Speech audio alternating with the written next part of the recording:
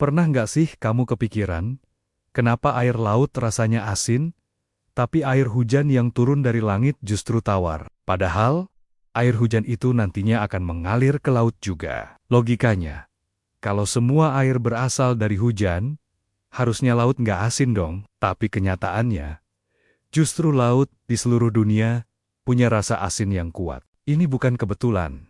Dan bukan juga karena laut memiliki garam sendiri. Ada proses panjang yang terjadi selama jutaan tahun yang membuat laut menjadi asin seperti sekarang. Dan yang lebih menarik lagi, hujan sebenarnya punya peran penting dalam proses ini.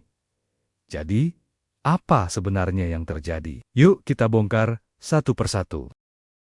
Banyak orang mengira air hujan itu benar-benar murni. Padahal, sebelum jatuh ke bumi, air hujan terbentuk dari uap air yang menguap dari laut, danau, dan sungai. Saat menguap, hanya air murni yang naik ke udara, sementara garam dan mineral tertinggal di laut. Itulah sebabnya air hujan terasa tawar. Tapi perjalanan air hujan tidak berhenti di situ. Setelah turun ke bumi, air hujan mulai mengalir di permukaan tanah, melewati batuan, tanah, dan berbagai mineral. Dalam proses ini, air secara perlahan melarutkan sedikit demi sedikit mineral, termasuk garam, dari lingkungan sekitarnya. Jadi walaupun awalnya tawar, air hujan mulai mengumpulkan mineral selama perjalanannya. Saat air hujan mengalir melalui sungai menuju laut, ia membawa berbagai mineral yang telah larut, termasuk natrium dan klorida 2, komponen utama garam. Proses ini terjadi terus-menerus selama jutaan tahun. Sungai dari seluruh dunia membawa mineral ke laut tanpa henti. Tapi ada satu hal penting.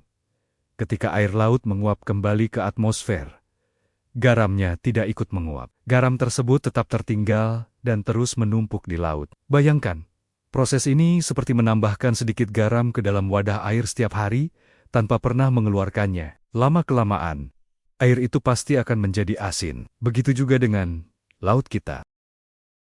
Kalau garam terus masuk ke laut, kenapa laut tidak jadi super asin? Ternyata, ada proses alami yang membantu menjaga keseimbangan kadar garam. Sebagian garam digunakan oleh organisme laut, seperti plankton dan hewan laut lainnya. Selain itu, ada juga garam yang mengendap ke dasar laut dan menjadi bagian dari batuan. Jadi, walaupun garam terus masuk, ada juga sebagian yang keluar dari sistem. Inilah yang membuat kadar garam laut relatif stabil. Jadi laut tidak terus bertambah asin tanpa batas, tapi berada dalam kondisi seimbang selama jutaan tahun. Jadi sekarang kita tahu, air laut asin bukan karena hujan membawa garam dari langit. Justru sebaliknya, hujan membawa air murni yang kemudian melarutkan mineral dari daratan dan membawanya ke laut. Selama jutaan tahun, proses ini membuat garam menumpuk di laut, sementara air terus menguap dan kembali sebagai hujan. Sebuah siklus yang sederhana, tapi menghasilkan sesuatu yang luar biasa. Jadi lain kali, saat kamu mencicipi air laut yang asin, ingat bahwa rasa itu adalah hasil dari proses alam yang sangat panjang. Kalau kamu suka konten seperti ini, jangan lupa like, subscribe, dan share ke teman kamu. Sampai jumpa di video berikutnya di channel Jejak Singkat.